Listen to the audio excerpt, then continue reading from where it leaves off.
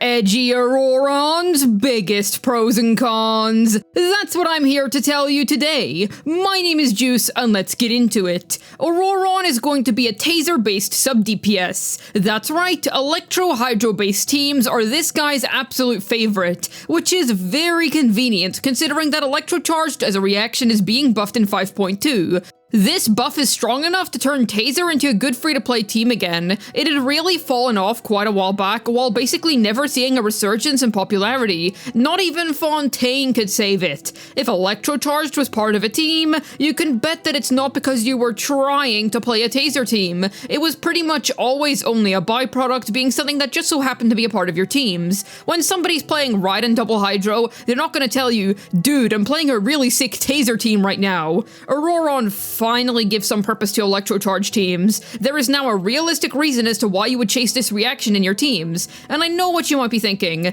Is it worth building my team around Taser for this guy? Yes, absolutely. His damage is nothing to sneeze at. He's capable of putting in some genuinely good work in Electrocharged comps, and I expect him to become best in slot in plenty of Taser cores at higher constellations. Another really cool aspect to his synergy with these sorts of teams is that he's nowhere near as restrictive as both Chevron and Nilu. He does indeed have a passive which asks you to build him into Taser, but you aren't asked to only use Hydros and Electros. Why is this good? Simple. Animo units. They have always been a big staple of Taser teams thanks to their ability to easily double swirl thanks to how Electro and Hydro exist at the same time on enemies without eating each other up. Characters such as Sucrose have always been famous for being excellent Taser drivers, while units such as Kazuha will be able to elevate the team's buffs to the next level. This isn't even mentioning how someone like Kazuha is able to spread the Hydro element with his swirls and apply more element via his burst swirl, thus making Animo characters the perfect candidate to partake in these types of teams. So it's excellent that Ororon doesn't completely lock them out. This additionally means that other team synergies which benefit from having Electrocharged present can utilize Ororon, such as Overvape teams. He'll also be a wonderful upgrade to previous Taser users that simply don't function that well in today's Abyss climate. For example, take a team of Sucrose, Shengcho, Beidou, and Fischl. Unfortunately, the epic pirate, as awesome as she is, barely functions anymore. Sure, she's insane in situations with many targets, but we're barely in such situations in the Abyss anymore. It's all either 2-to-1 target content. Replace Beidou with Ororon here, and you've got yourself a real kicker of a 4-star team again, because Ororon will be able to competently function in the current day Abyss. That's only just one team core that's getting a major upgrade with this lad's release. Pretty much any other outdated Electrocharge team is getting a huge leg up with the release of this rather polite edgelord. He's also able to apply Electro in a large AoE. The nice thing is that it's not target dependent like it is for Beidou. It's super reliable, allowing you to proc plenty of Electrocharged reactions. This is especially nice for Overvape teams where it can be a little irritating to use Fischl because she only applies Electro to one enemy at a time. Yet Ororon can apply Electro in a wide AoE, allowing multiple targets to have a Hydro Aura sustained on them. In actual Abyss gameplay, this will mostly be practical for 2-target situations. For example, the 2 big Ruin Graders that we have in there right now, or the big Sumeri dinosaur-looking ones in 12.3.1. Plus, his Electro will apply itself unconditionally. For instance, if you want to play Fischl with Chaska, while the synergy will indeed work out, you can't proc her C6 in that team, which means that you're missing out on a decent chunk of the Princess's damage. But with Ororon, he has no such weaknesses. His Electro isn't procs-based, so any unit can utilize his application and damage. Also, small bonus points for working with a new unit. This only assists in making him an even more reliable teammate to employ. You can't really go wrong with good elemental application. Awesome stuff. If you've been watching me for a while, you know how much I previously praised Kachina for being able to fully proc 4-piece Cinder City. Her actual kit wasn't anything that special either, yet she still had a high amount of value simply due to the fact that Cinder City is such a good artifact set. So now picture this, a character with an actually good kit that has real reasons as to why you would want to level them up and upgrade their talents is able to proc the set. Not only that, but this is adding another source of buffing to Taser teams via a 1000 EM Kazuha quality damage bonus % buff. I've raved on time and time again about how high quality this artifact set is. It's a wild amount of buffing, especially when stuck on top of such an already powerful kit. Ororon would have already been a very valuable unit for his respective niche without Cinder City, but the fact that he's able to comfortably proc it is simply the cherry on top.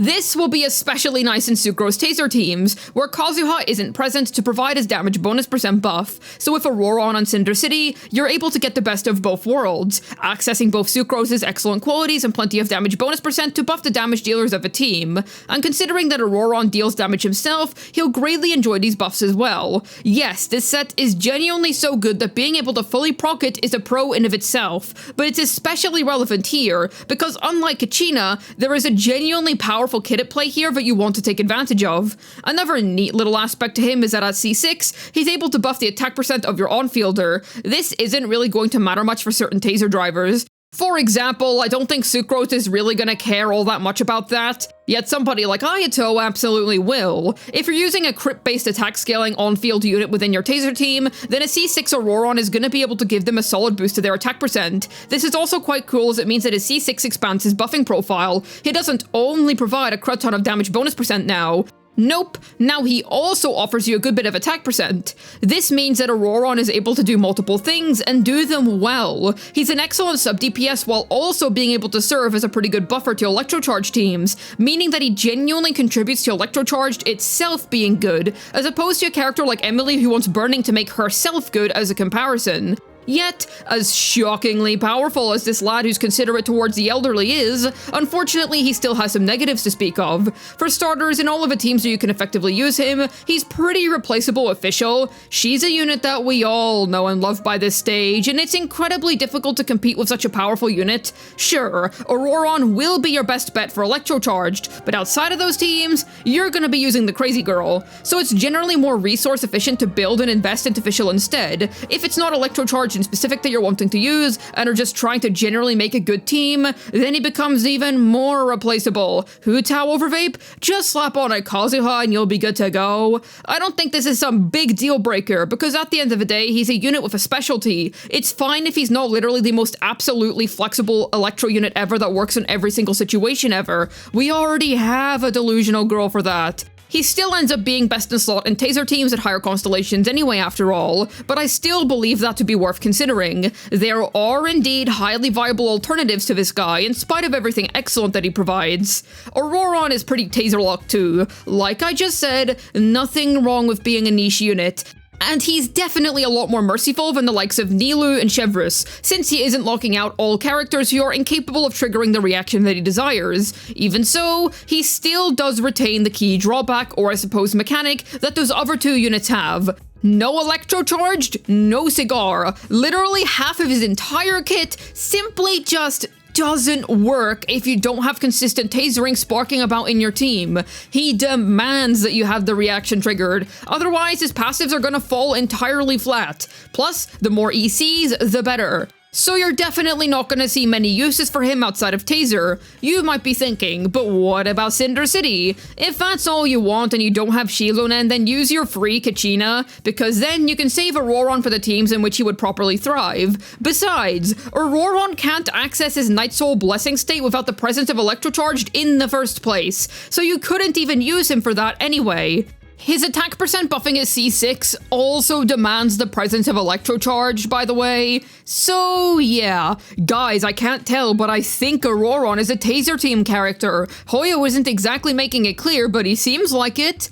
I don't think this is a big deal once again. Characters being niche is fine, as long as they're good in said niche. Even better if they're like Ororon, who's really good in his respective teams. All this means is that he could have been a bit less accessible for new players, but the funny part is that because EC is really good for free-to-plays and new players, that con doesn't apply, especially because Taser has so many 4-star teams. Plus, if you need a super hyper-flexible off-field Electro, Fischl exists already.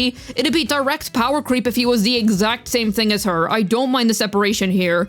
Even so, for those of you who were hoping to play around with him outside of Taser teams, unfortunately no Cigar. Then there's the issue regarding Ororon's constellations. Now, generally I think it's a good thing to have an excellent constellation lineup, especially as a 4-star because they're way more accessible to the average player. Yet, think about Chevreuse. She's amazing at C0, and while her C6 is a massive improvement, you can still make great use out of her C0. You can make excellent use out of Ororon and Taser teams at C0 as well, but it's undeniable how much better he gets of constellations. Think of it like Farazan. She's best in slot in all animal hypercarry teams, even at C0, but it's common sense that pre-C4 she feels absolutely horrible to play. Damn you, heavy ER requirements. Then you have her C6, which is a massive breakthrough to all of the teams that she plays in. With Ororon, it's not as extreme as Farazan, but it's not as free-to-play friendly as Chevreuse either. He'll still be infinitely better to use than Beto in most abysses, so it's still an upgrade, but it can't be denied that his constellations make the dude feel infinitely stronger to play.